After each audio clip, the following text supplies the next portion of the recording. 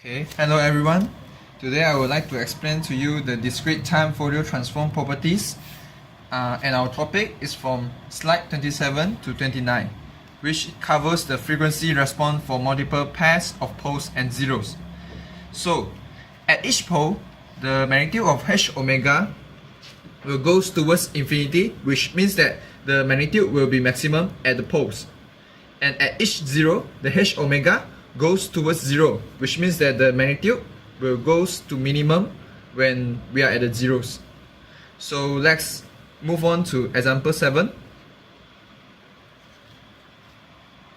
Okay, so as stated here, the four poles are 0.8 plus minus j plus minus j 30 degree and 0.8 e to the power of plus minus 60 degree, and the zeros are plus minus 130 degree and plus minus 150 degree.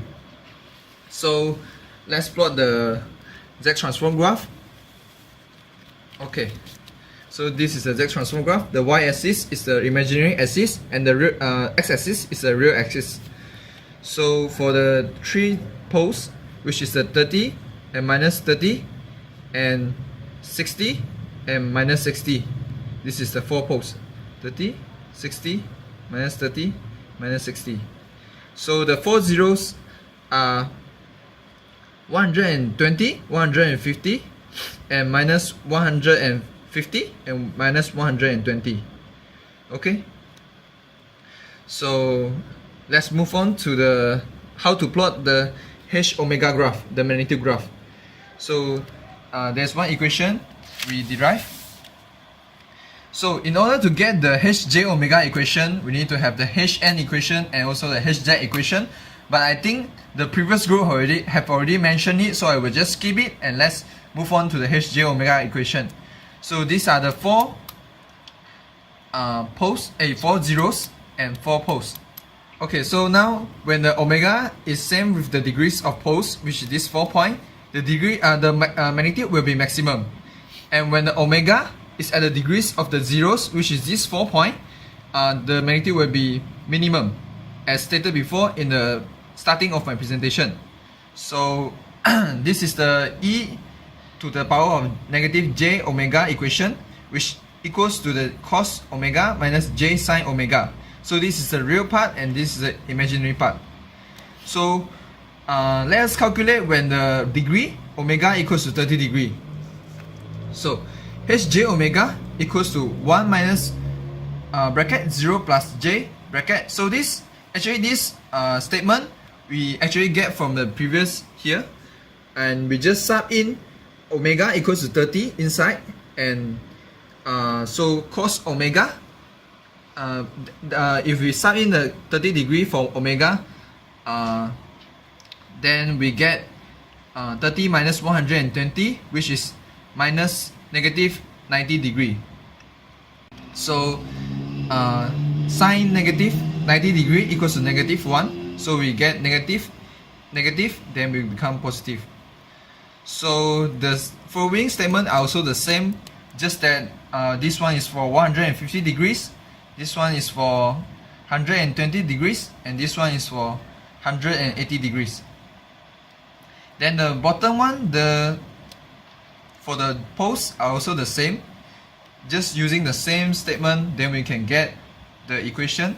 Then we simplify it, and at the end, calculate using the calculator, we get the magnitude equals to 80, and the angle is negative 95.3 degree.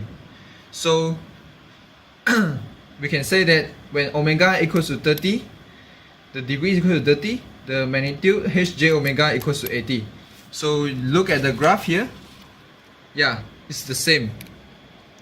When the angle is at 30 degree, the omega is at 80, as you can see. So now let's move on to the magnitude graph. So just now we get that when omega equals to 30 degree, we get hj omega equals to 80. So in order to plot the dB graph, so the dB equals to 20 log h j omega. So 20 log 80, we will get how much? We calculate using the calculator. So 38.06. As you can see, the graph plotted is almost the same as 38. It's exactly the same as 38.06. So this is how we get the dB graph for the when omega equals to 30. Sorry. So for now, this is for the poles, and as we stated before,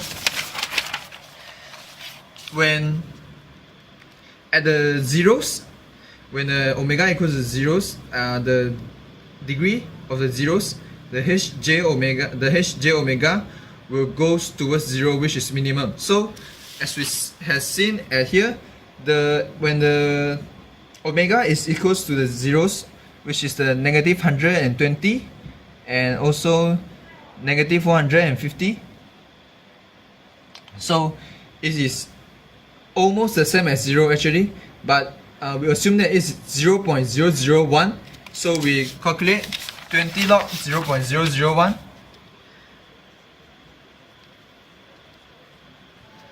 How much we get?